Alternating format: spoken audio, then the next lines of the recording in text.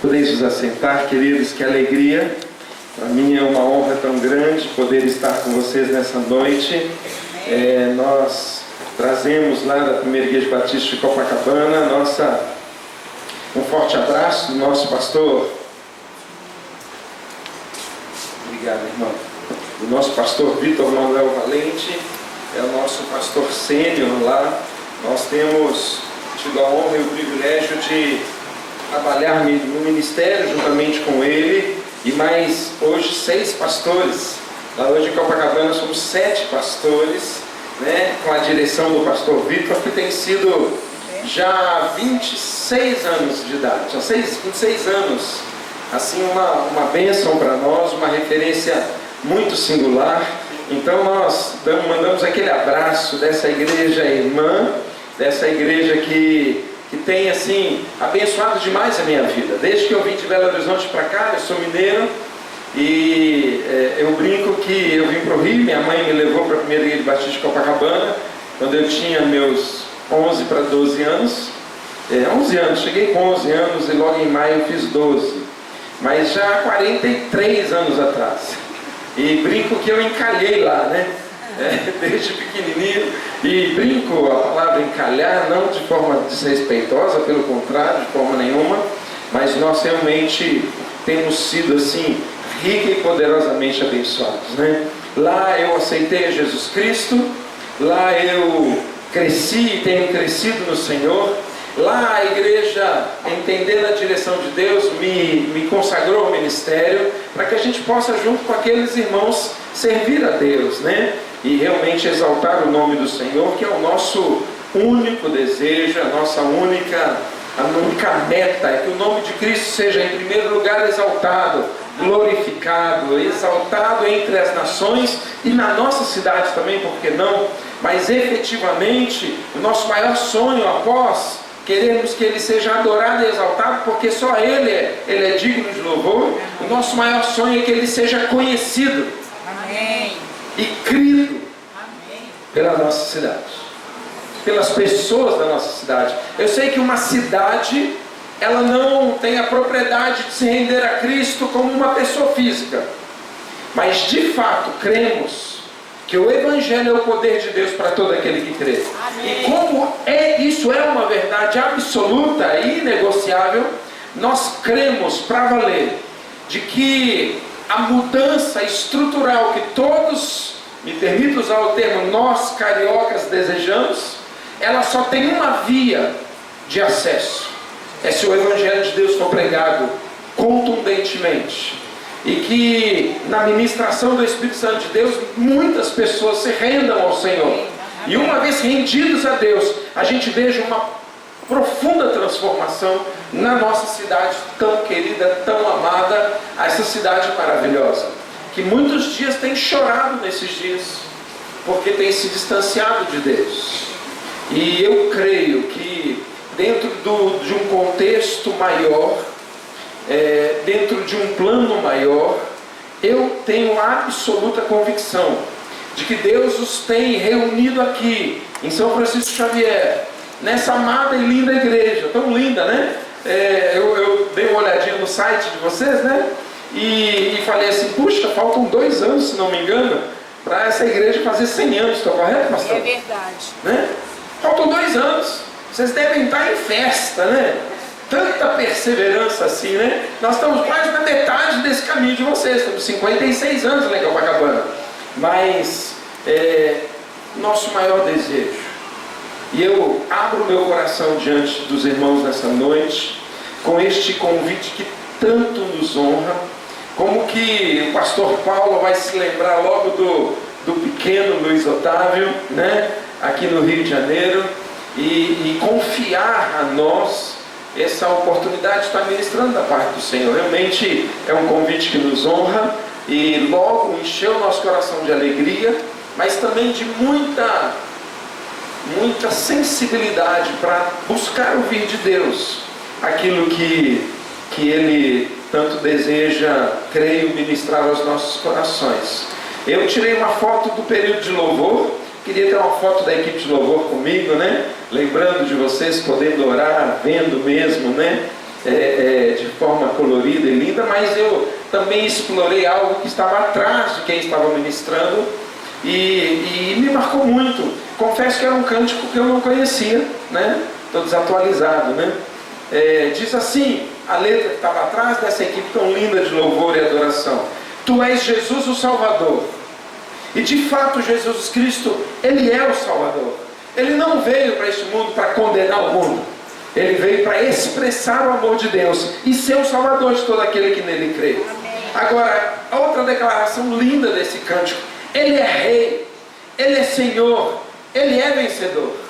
Esse Cristo, Ele é Rei, Senhor e vencedor. Ao seu nome nós vamos exaltar. Cristo, Cristo vive em nós. Nossa, domingo que vem nós estamos celebrando a ressurreição de Cristo. Queridos, é isso que nos traz aqui. É isso que te traz aqui. Jesus Cristo é Senhor e Rei. Deus Todo-Poderoso, Ele o é. E vivo está à direita de Deus. Ressuscitou da morte, para que eu e você pudéssemos ter vida. E esta igreja, com seus 98 anos de idade, indo para os 100 anos, que marca linda, tenho absoluta certeza que Deus continua tendo em todos esses anos propósitos para vocês. Amém. Uma obra linda, eu não tenho dúvida que vocês têm feito. Eu não tenho dúvida de que toda a história desses 98 anos, eles são dignos de serem festejados mesmo. E olha, imagino, porque eu sou batista desde pequenininho, né? Então eu imagino que vocês já devem ter uma comissão dos 100 anos, né? Não sei, ou se eu sou das antigas, né? E não tem mais, né? Assim, um grupo tem, não tem? Deve ter, né? Puxa, afinal nós somos batistas, tem que ter uma comissãozinha, né? Então assim, e tem que ter muita festa mesmo.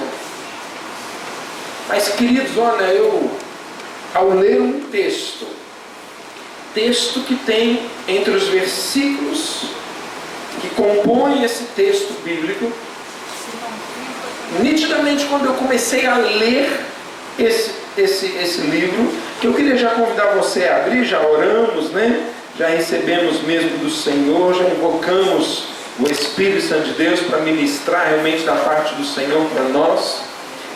A palavra de Deus, ela vem de uma forma linda falando conosco. E eu queria te dizer que quando eu comecei a ler, nitidamente o Espírito Santo de Deus começou a falar com o meu coração. E eu entendi que uma mensagem que há um tempo mais recente preguei lá em Copacabana, nitidamente Deus me autorizou e me orientou para compartilhar com vocês. E eu faço nessa noite, porque creio de fato que Deus quer ministrar isso ao seu coração. E creio que o Espírito é mais do que poderoso para, apesar de mim, usar-nos para que essa palavra chegue ao seu coração. Mas querido, eu quero lhe dizer algo. Por mais que a Igreja Batista e São Francisco Xavier esteja há 98 anos fazendo uma obra linda, eu creio que Deus tem um plano maior para vocês. E eu gostaria de aplicar nessa noite este tema, um plano maior. Queridos, talvez vocês, a nível de estrutura eclesiástica, a nível de cuidado e zelo, olha que igreja linda, né? Parece que o sol da justiça, e está mesmo presente aqui, não é só a Light que está aqui, não sei se aqui é a Light também, deve ser Light, né? Eu sei que a Light é que está fazendo essa luz toda, mas parece o sol da justiça no meio de vocês, né? É lindo demais ver Timóteo, e eu creio que esse texto aqui, eu chego no lugar e eu começo assim a me apoiar para eu perceber do Senhor mesmo aquela ministração que Ele colocou no coração. E quando a gente vê assim, essas coisas que me ouviu dizer na presença de muitas testemunhas, confie a homens fiéis, que sejam também capazes de ensinar a outros. E aquilo que temos aprendido lá em Copacabana, pela graça e pela misericórdia de Deus, nós nos apoiamos nesse versículo, e eu declaro a vocês que creio que Deus, os trazendo até aqui, Ele tem levantado você para ser este que vai receber a palavra da parte de Deus, não do Luiz Otávio, mas efetivamente eu creio que Deus confia em vocês, e Ele espera de vocês que vocês, capazes que são, ensinem as verdades do Evangelho a milhares de outras pessoas. Quero te dizer que talvez a nível de números, essa igreja possa ser uma igreja sênior, e de fato é. Mas eu quero lhe dizer que talvez o maior projeto de vocês não seja festejar ou chegar aos 100 anos. Deus os tem trazido até aqui e certamente os levará até essa marca tão linda, se Cristo não voltar antes. Tudo está condicionado a isso, não é verdade? Tudo fazemos como se Cristo fosse voltar amanhã, mas o nosso planejamento é para que imagine se Ele voltar daqui a 100 anos. Nós vamos planejar essa volta lá a 100 anos.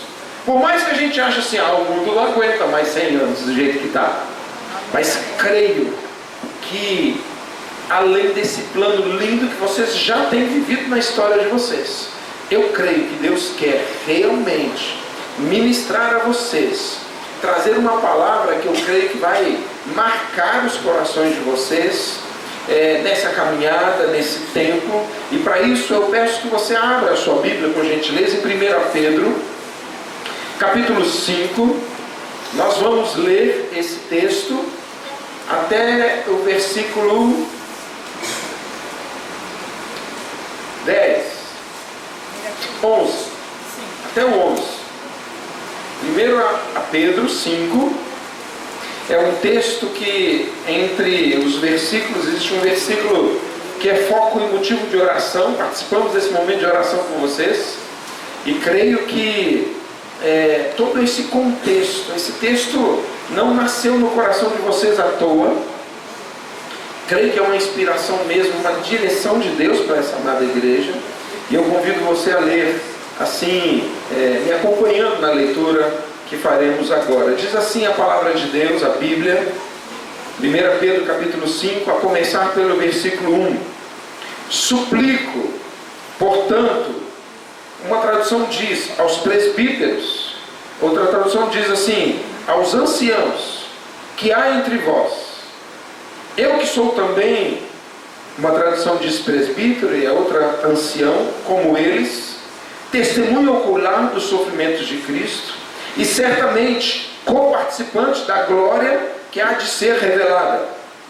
Pastoreai o rebanho de Deus que está sobre o vosso cuidado, não por constrangimento, mas voluntariamente, como Deus quer, nem por sorte da ganância, mas de boa vontade, nem como aditadores daqueles que vos foram confiados, antes tornando-vos exemplos do rebanho. Ora, assim que o Supremo Pastor se manifestar, recebereis a imperecível coroa de glória. Do mesmo modo, jovens, sede submissos aos mais velhos, e todos vós, igualmente, tratai com humildade uns aos outros, porquanto Deus se opõe aos orgulhosos, mas concede graça aos humildes. Sendo assim, é o texto de referência para vocês, humilhai-vos sobre a poderosa mão de Deus, para que Ele vos exalte no tempo certo, lançando sobre Ele toda a vossa ansiedade, porque Ele tem cuidado de vós. Sedes sensatos e vigilantes. O diabo, vosso inimigo, anda ao derredor como um leão, rugindo e procurando a quem devorar. Resisti-lhe, perseverando firmes na fé, conscientes de que os irmãos que tendes em todo o mundo estão atravessando os mesmos sofrimentos. Ora, o Deus de toda graça, que vos convocou à sua eterna glória em Cristo Jesus, logo depois de ter sofrido por um período curto de tempo, vos restaurará, confirmará, concederá força e vos estabelecerá sobre firmes alicerces. A Ele, portanto, seja o pleno domínio para todos sempre. Amém, amém, amém. Destaco o versículo 6. Sendo assim, anciãos, presbíteros e jovens. A Bíblia nos ordena algo muito direto. Humilhai-vos sobre a poderosa mão de Deus, para que Ele vos exalte em tempo oportuno. Queridos, quando comecei a ler o primeiro versículo dessa sequência bíblica, quando logo me veio assim as primeiras afirmações à mente pela leitura, rogo, pois, e eu estava lendo uma tradução que dizia assim: aos anciãos que há entre vós. Imediatamente o Espírito me conectou à idade da igreja dos irmãos, e entendo que neste tempo Deus traz a esta igreja anciã uma igreja experimentada na caminhada de Cristo, uma igreja que já enfrentou tremendos desafios na sequência desses 98 anos. E que, se aqui chegou pela graça do Senhor. De fato, até aqui nos ajudou o Senhor. Ebenezer, essa pedra como um memorial tem que estar cravada no meio do seu coração, por percebermos o que Deus tem feito até então. Mas não obstante a tão linda obra que Deus tem feito, Deus hoje nos leva a pensar em algo maior do que vocês têm vivido até então. Quando pensamos em 98 anos, tantos momentos evangelísticos, tantos momentos de oração, quantos cultos foram realizados nesta casa de oração durante todos esses anos, para a glória de Deus, para a exaltação do Senhor. Tudo isso para nós marca demais. Mas eu creio que esta igreja nessa noite, ela será desafiada pelo Espírito Santo de Deus para sonhar um sonho maior. Queridos, existem sonhos que vêm do coração, meu e seu, que não são sonhos de uma mente humana somente. São desejos que estão no coração do Pai, são propósitos que estão no coração do Pai, que são lançados no meu e no seu coração, no tempo certo, na hora certa, no momento estratégico da parte de Deus, para que nós possamos, uma vez recebendo este sonho, na presença do Senhor, buscando ao Senhor, perceber que isto não passa de um sonho humano, mas de um desejo, de um propósito de Deus. Por isso, igreja anciã que vocês são, não se contentem com tudo o que Deus já tem feito. Óbvio que tem motivos de oração, de gratidão, 98 anos de expressão para trás de graça e favor de Deus para com os irmãos. Mas eu quero desafiar você a sonhar com um plano maior. Amém. Um plano realmente maior. Amém. E ele está ligado a muitas coisas que lá em Copacabana temos vivido nestes dias. De fato, Deus está agindo lá no nosso meio também. Temos sonhado, creio, com algo que vem do Senhor. E estando tão assim, pastor Paulo, em casa, como o irmão falou, de fato, o nosso pai é dono desta casa. E sendo filho deles, nós, de forma tão, com tanta honra de vocês, nós nos adentramos aqui para pensar nisso, para isso, pensando num plano maior. Eu queria mesmo pedir que nós possamos acompanhar. Eu queria te pedir que você fosse acompanhando comigo. Nós vamos dar um salto para alguns versículos lá no Gênesis. Eu queria convidar você, Gênesis capítulo 12 primeiro. Eu vou pedir para vocês aí que vocês sejam ágeis em... Se for o celular, aperta aí, open, pum, pum, pum. É mais fácil, mais rápido, né? Mas a folha de seda, confesso que ainda alegra o meu coração, viu? Bíblia, como eu brinco, né? É brincadeira, viu? Bíblia de verdade é Bíblia de papel. Faz esse barulhinho aqui, ó, né?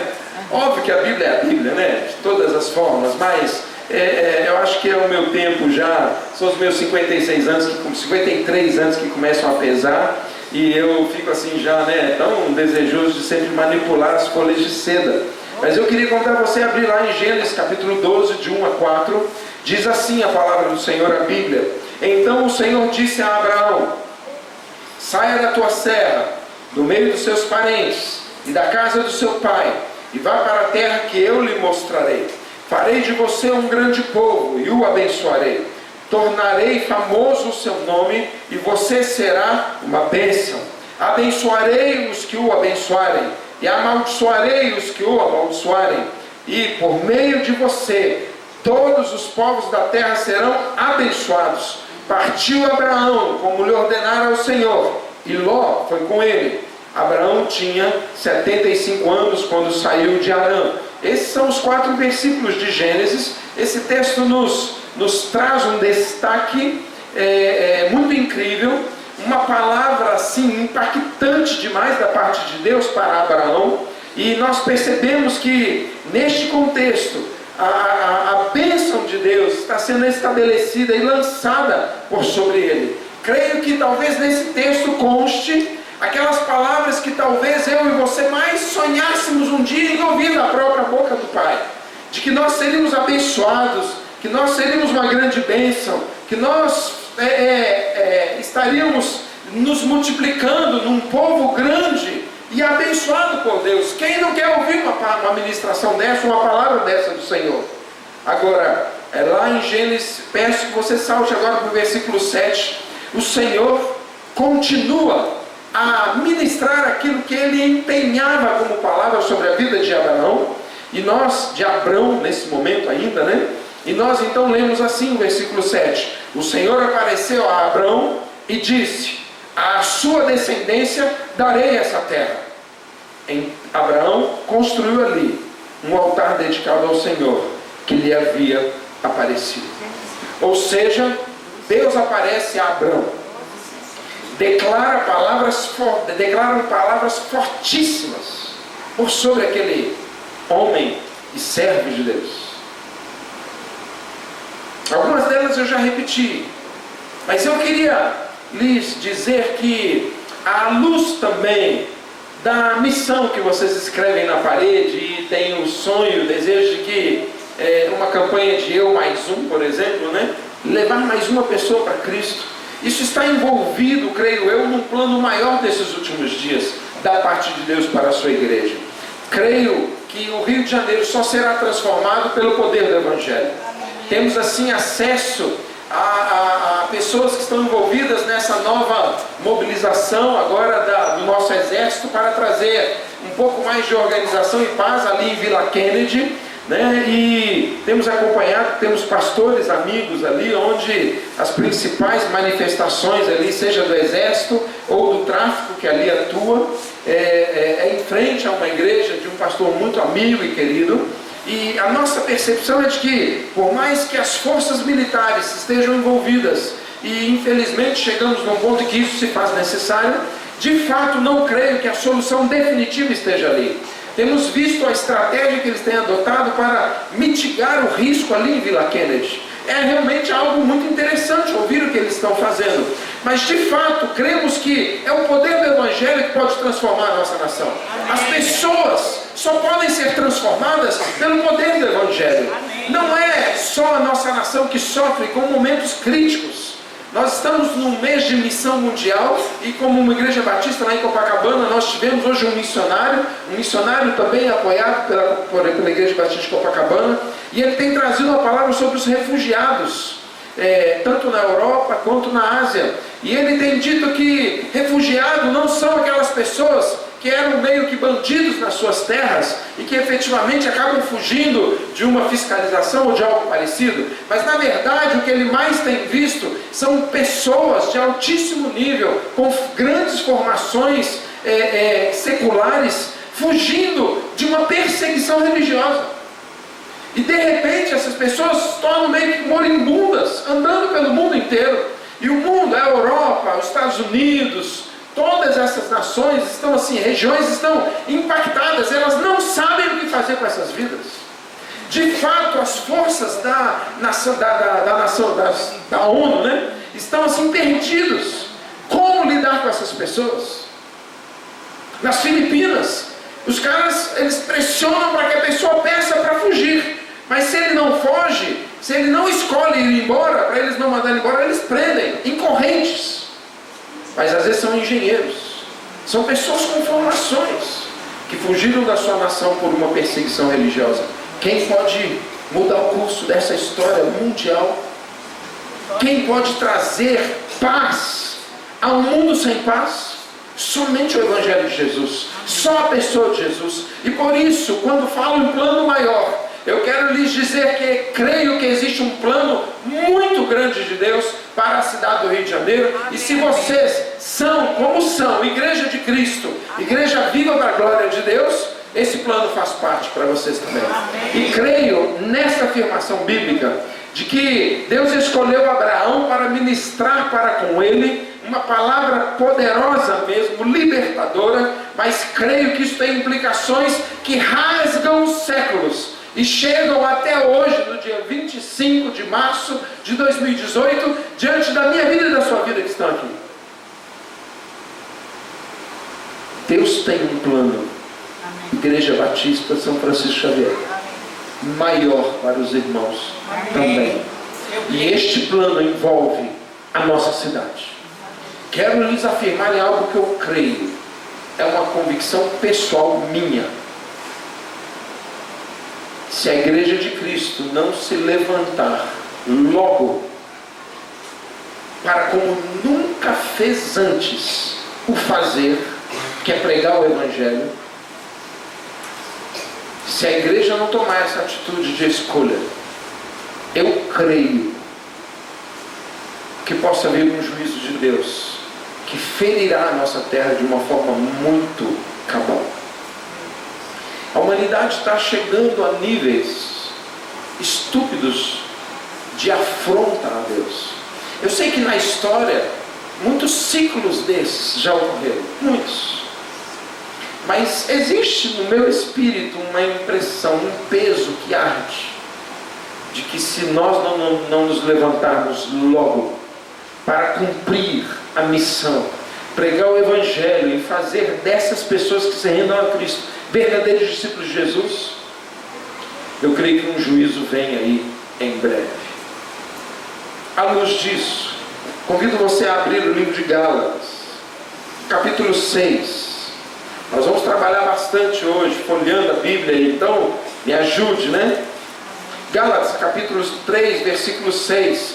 Nós queremos continuar expandindo a visão e a percepção bíblica no que tange a essa ministração de Deus a Abraão, mas o que esta ministração a uma pessoa chamada Abraão tem a ver comigo e com um possível plano maior que Deus tenha para esta cidade através de mim e de você. É aí que nós queremos chegar. Nós queremos perceber, à luz da palavra de Deus, que existe uma conexão dessa ministração de Deus a Abraão que rasga os séculos e chega hoje aqui nessa noite a mim e a você na expectativa de que, se nós recebermos a palavra do Senhor nessa noite como uma terra preparada para que essa palavra crie raízes e que no tempo oportuno os frutos apareçam, queridos, eu creio que o maior desejo de Deus é que o meu e o seu coração se renda. Por isto, a afirmação bíblica do versículo 6 que lemos no primeiro texto é o texto de entrada e será o texto de saída dessa ministração. Por isso que lá no versículo diz assim: humilhai-vos sobre a poderosa mão de Deus. Queridos, o que você imagina que Deus esteja desejando neste tempo que se chama hoje, na vida da Igreja Batista São Francisco Xavier? O que você mais pensaria de que seria a maior expressão de alinhamento à vontade de Deus, de tal forma que eu me humilhe então diante do Deus poderoso e eu me submeta integralmente à sua vontade? Creio que humilhar-nos neste tempo diante da mão poderosa de Deus, sabe o que é? eu creio para valer, é de que eu e você que está olhando para mim, é que nós, juntos como igreja, nos rendamos ao plano maior que Deus tem para este tempo. Não importa a sua idade, não importa se vocês têm 98 anos de idade como igreja e possam dizer: ah, já fizemos muito, tenha-me por escusado, não tenho tempo de me envolver com um plano maior, porque na verdade já fiz uma grande obra, meu tempo agora é de descansar. Não creio. E olha, se eu estou aqui, porque isso é o que Deus mais fala no meu coração, eu tenho certeza de que Deus tem convocação para vocês, porque isso é que tem arrastado o meu coração para avançar, sabia? O que me traz aqui é a honra de vê-los, estar com aqueles que eu estarei em breve no céu, face a face com o nosso Deus. Mas enquanto em terra e diante de uma missão, cremos que precisamos viver esse Evangelho.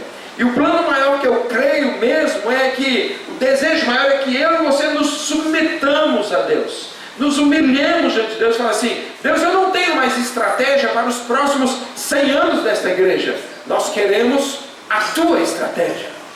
Pai, nós queremos os teus planos, nós queremos fazer a tua vontade, única e exclusivamente. E eu quero te dizer que a vontade do Pai passa diretamente por uma vida de santidade, de obediência, de busca a Deus na palavra, na oração, no jejum, nas disciplinas espirituais da nossa vida, mas principalmente na obediência, tal como veremos em Abraão. Quando Deus dá uma ordem: Abraão, sai da tua terra, os próximos versículos da gente vão dizer: e Abraão saiu da terra, vai para uma terra que eu vou te dizer. Ele nem quis saber que terra era, ele partiu em obediência a fazer. Por isso existe uma ordem de Deus queimando sobre a nossa cabeça, de que é: ide por todo mundo, pregar o Evangelho a toda criatura, vai e batiza, faz discípulo, anuncia o Evangelho.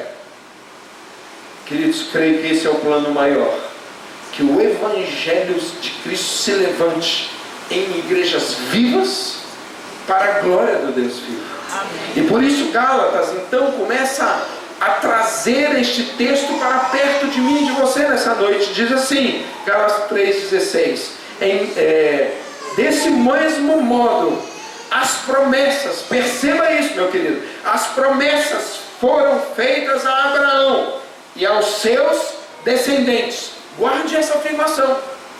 Aquela promessa, aquela palavra grandiosa de Deus a Abraão, Gálatas começa a nos dizer algo incrível: que desse mesmo modo as promessas foram feitas a Abraão. É verdade, mas esse texto diz: e ao seu no singular. Repare, e ao seu descendente.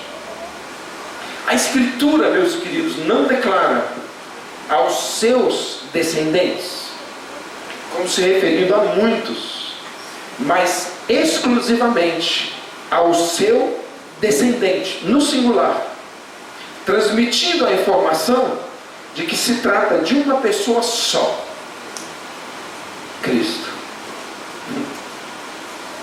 Cristo. Aquelas palavras ministradas do Pai a Abraão rasgam os séculos. E a palavra de Deus nos diz, lá em Gálatas, que esta descendência no singular é Cristo Jesus. Gálatas 3:29, por favor, me ajude lendo ele também, me acompanhando.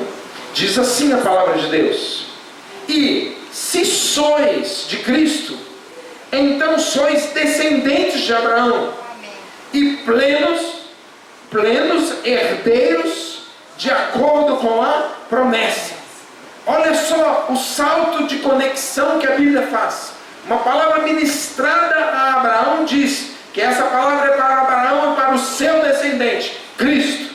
Logo em seguida, o texto lá no mesmo livro de Gálatas, capítulo 3, agora, não no 16, mas agora no 23, diz o seguinte: e se sois de Cristo, quem é de Cristo aqui nessa noite? Quem já teve encontro com Ele? Faz assim para mim. Glória a Deus. Então eu quero te dizer, essa palavra te pertence. Amém. E essa ordem de Deus te pertence também. Amém. Não dá para fugir. Aqui no Rio a gente tem fugido de bala, não é verdade? Mas dessa bala aqui, da palavra de Deus, da flecha do Espírito, se você veio aqui, meu querido, não dá para escapulir dessa palavra não. Porque ela diz assim: e se sois então de Cristo, sois descendentes de Abraão, descendência de Abraão, e plenos herdeiros, de acordo com a promessa. Que promessa? A promessa lá de Gênesis, que acabamos de ler. Eu queria lhes fazer uma pergunta. Como esse plano maior pode ser implementado nesses dias? Nessa igreja tão linda, com 98 anos de idade. Como viver esse plano maior que Deus tem para nós? Que plano seria este? Creio que a base de tudo é algo que tem, assim, falado muito no meu coração. Eu passei o ano novo fora do Rio de Janeiro, numa igreja, e lá recebemos uma ministração que tem marcado muito. Onde eu tenho ido, eu tenho compartilhado sobre uma afirmação que eles trabalharam bastante nessa virada de ano e que falou tanto ao meu coração, que a Jesus nós temos que nos alinhar a Ele de tantas formas, mas eles destacam três. A primeira é conhecer Jesus. Queridos, eu e você precisamos conhecer Jesus. Amigo visitante que veio aqui nessa noite, talvez você tenha entrado pela primeira vez numa igreja evangélica. Eu quero te dizer, não estou aqui te apresentando uma religião, não estou aqui te falando sobre dogmas humanos. Eu estou te falando que o maior desafio da sua vida é conhecer a Jesus. Pastor Paulo, eu venho aqui nessa noite lhe dizer, te trazer uma lembrança. Eu sei que o irmão bem sabe disso, que o maior desafio da sua vida, sabe qual é? É conhecer Jesus mais e mais. Mas não só isso. Não importa o seu título, o seu cargo, se você acha que você tem proeminência numa estrutura ou não, se você é um simples cooperador como eu, de fato o maior desafio de quem se aproxima de Jesus é conhecê-lo. Igreja Batista em São Francisco Xavier, apesar dos 98 anos de idade, o maior desafio de vocês é conhecer a Jesus. Ele é inesgotável. Mas não só conhecer a Jesus, mas amar a Jesus. Eu só posso amar quem eu conheço. Eu estou casado há 27 anos de idade. Há 27 anos. Há 27 anos. Meu casamento tem 27 anos de idade, né? Isso que eu queria dizer. E quanto mais eu conheço a Suzane, mais eu a amo. E a proporcionalidade do meu amor para com ela é diretamente proporcional ao quanto eu a conheço. Com o relacionamento de Jesus, o paralelo é muito similar. Mas eu não só preciso conhecer Jesus e amá-lo. E aí, eu creio que até aqui a gente vem bem. Como crentes, nós chegamos até aqui nessa fase bem. Conhecemos um dia Jesus, entregamos a nossa vida para Ele, continuamos conhecendo ao Senhor, crescendo a estatura, com o objetivo de chegar à estatura de Cristo, como a Bíblia nos estimula. E nós temos aprendido a amar Jesus.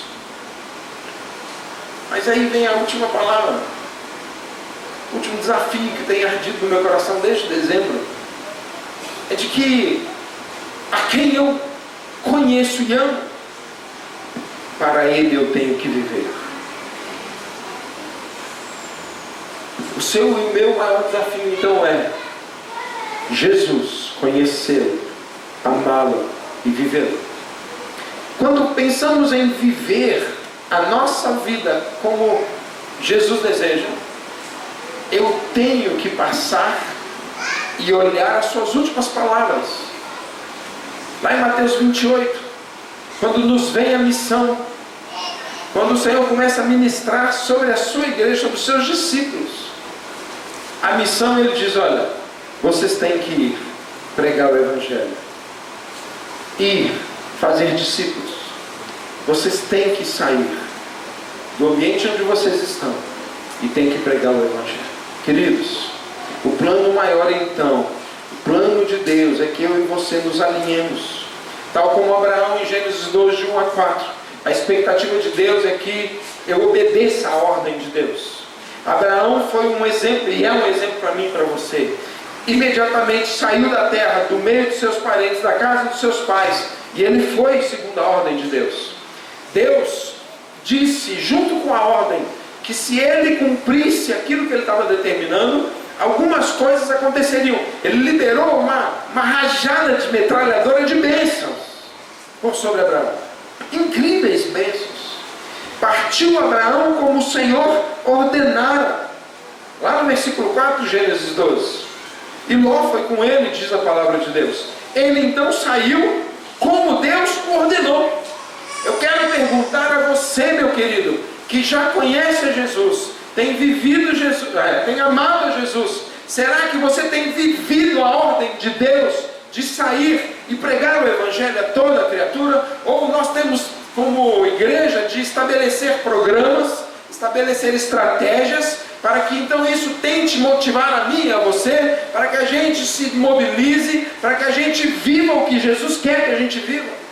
Queridos, eu creio que o país está, a nação está, o estado do Rio de Janeiro está, e a cidade está, porque eu e você, crentes em Jesus Cristo, talvez não estejamos fazendo tudo aquilo que podemos fazer pelo reino, em obediência à palavra de Deus, e porque talvez eu e você não estejamos como Abraão, partindo imediatamente para fazer o que ele mandou. Pelo contrário, muitas vezes já usei desse discurso, de que eu não tenho capacidade, eu sou o menor da minha casa, olha, eu tenho tantas limitações, eu não tenho tempo, eu não tenho dinheiro, eu não tenho estudo, eu não tenho, olha, Deus está saturado de ouvir as desculpas do Luiz Otávio. Eu tenho certeza disso. Mas, queridos, o plano maior parte por obedecermos a Deus. E obedecermos ao quê? A ordem de pregar o Evangelho. E isso, querido, não é para uma estrutura. Quero começar a falar agora um pouco na linguagem batista que nós temos. E vocês vão entender bem. Em todas as nossas igrejas, normalmente a gente tem, não sei, um ministro ou alguém, um coordenador de evangelismo. E a gente fala assim, não, evangelismo é com o Joãozinho lá. Então todo o esforço de evangelização, Joãozinho, vem cá, qual vai ser a nova estratégia? E o Joãozinho tem que se virar nos 30. Para poder, de alguma forma, tentar mobilizar o Luiz Otávio a sair do seu congelamento. Nós somos assim, gente. Durante anos vivemos assim. Mas eu quero dizer para você que os frutos que nós vemos na nossa cidade, me inclua essa cidade como se ela fosse minha também. Eu creio que o que vemos na nossa cidade é fruto daquilo que nós não temos visto em nós mesmos referente àquela missão.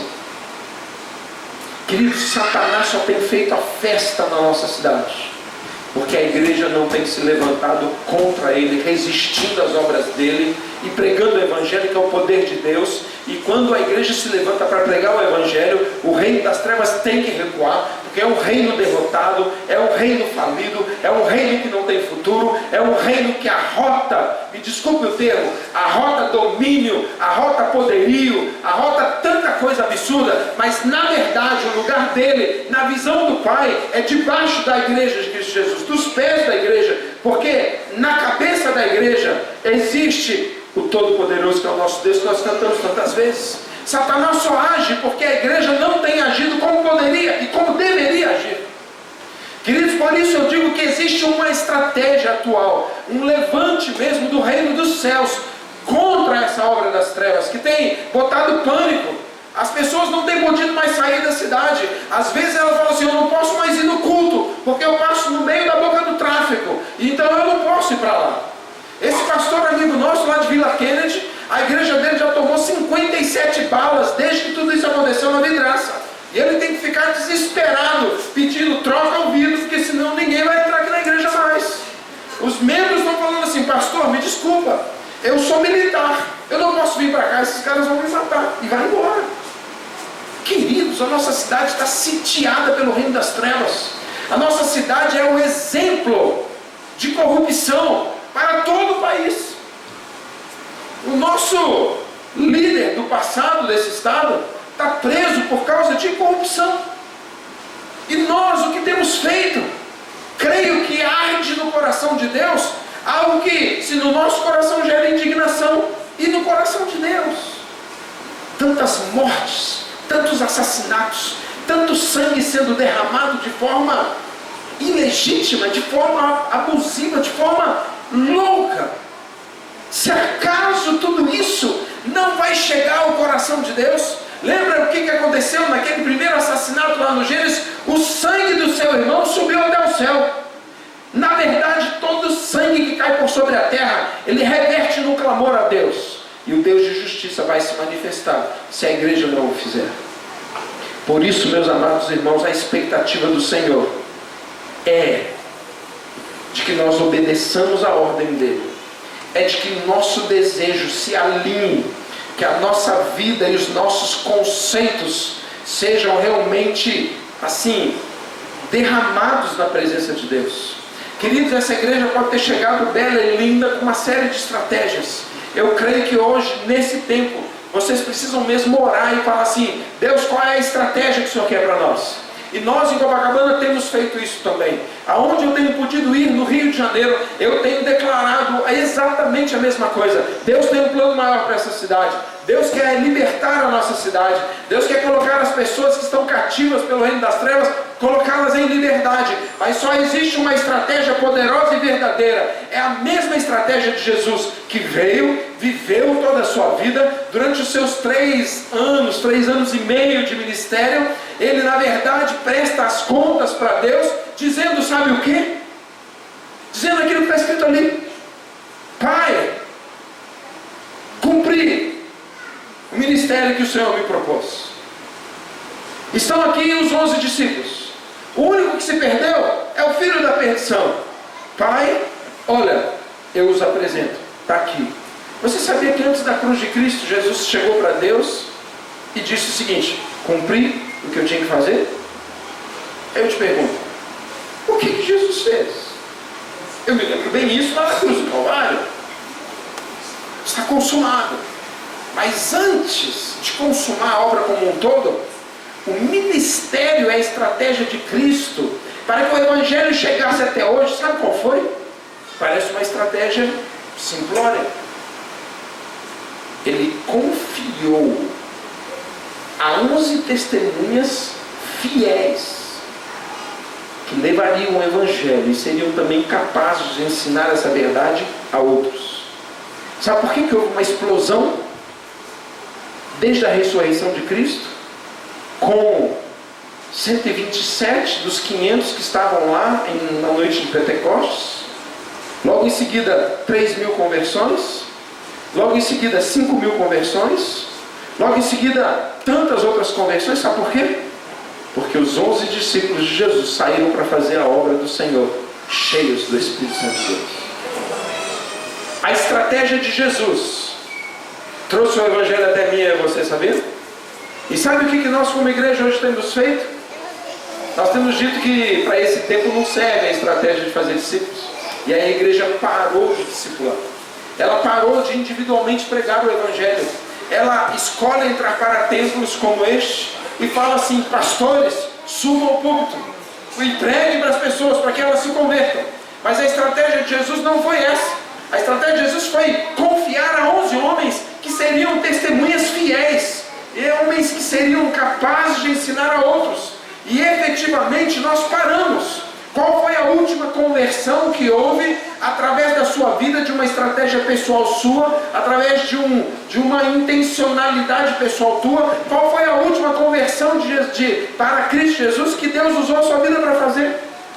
Nós temos usado estratégias de grande porte, e elas, eu creio, são importantes. A primeira igreja batista de Copacabana, por exemplo, ela existe porque Billy Graham se dispôs a sair lá do seu país. Nosso irmão foi para a glória recentemente. E ele veio para o Maracanã, encheu o Maracanã, as pessoas vieram ouvindo, de lá saíram os crentes e falaram: vamos abrir Copacabana numa igreja? Vamos. Nós nascemos deste movimento evangelístico. Perfeito, isso é lindo. Mas a igreja precisa trabalhar com 2 asas. Ao mesmo tempo que Jesus pregava às multidões, ele na verdade cuidava dos seus discípulos. Eu te faço uma pergunta: quem é o seu discípulo hoje? Eu talvez possa possa saber o seu cargo, não sei, eu não conheço ninguém aqui, não tenho história nenhuma daqui. Mas eu te pergunto, você pode ter cargo na igreja, mas eu quero te perguntar uma coisa: quem é o seu discípulo? A quem você está discipulando? Quem é o seu discípulo? Olha, há 5 anos atrás eu não teria resposta para essa pergunta. Eu que sempre amei Jesus, nunca me afastei do Evangelho, nasci com uma família espetacular, né? A Bia conhece bem, mais maravilhosos irmãos que são uma inspiração para mim. Mas olha, eu não discipulava ninguém. Olha, eu já tinha sido vice-presidente da igreja, eu já tinha sido presidente de todos os coros, coro de adolescente, coro jovem, coro de adultos. Eu já tinha sido presidente da juventude, presidente não sei do que, eu já tinha me tornado diácono, eu já tinha vivido todos esses anos envolvidos com o evangelismo, com impactos evangelísticos. Mas se há 5 anos atrás me perguntassem quem é o meu discípulo, eu te diria: não tenho, zero. E aí eu fico a pensar, se a estratégia de Jesus trouxe até hoje pessoas para Jesus, por que nós largamos essa estratégia? Por que nós precisamos entrar aqui e sermos confrontados com a palavra de Deus? Para que eu e você, quem sabe, num esforço grande, nos alinhemos à visão da igreja, para que venhamos então, por favor, a fazer discípulos. Isso não é o reino de Deus. Essa não é a igreja que Deus espera. O que Ele espera é uma igreja que bote a mão no arado e saia para fazer discípulos, porque só uma transformação interior, causada pelo Evangelho, através do conhecimento de Jesus, através de uma vida que ame a Jesus, e uma vida que por conhecer e amar, vive Jesus. Se não for essa estratégia, nós não daremos os frutos. Nós estaremos planejando ficar fora do plano maior de Deus. E eu venho aqui perguntar: Igreja Batista São Francisco Xavier, chegou o tempo de fazer discípulos, tal como Jesus. Chegou o tempo de individualmente, eu e você, sairmos para conhecer a Jesus, para amar a Jesus para valer, e por conhecer e amar, viver Jesus. E porque eu vivo Jesus, eu vou viver as suas ordenanças, eu vou viver as suas ordens, eu vou obedecer tal como Abraão obedeceu, porque existem palavras de bênção, aquelas que foram ministradas a Abraão, que na verdade passaram por sobre Cristo, vieram até Cristo, e porque somos de Cristo, essas bênçãos estão pousadas na nossa cabeça, e a terra, ela guarda a manifestação poderosa da igreja, pelo Espírito Santo, que em nós é o selo da nossa salvação, para que milhares de pessoas se rendam a Jesus, mas de uma forma bíblica, cristã, fruto de uma obediência. É uma ordem.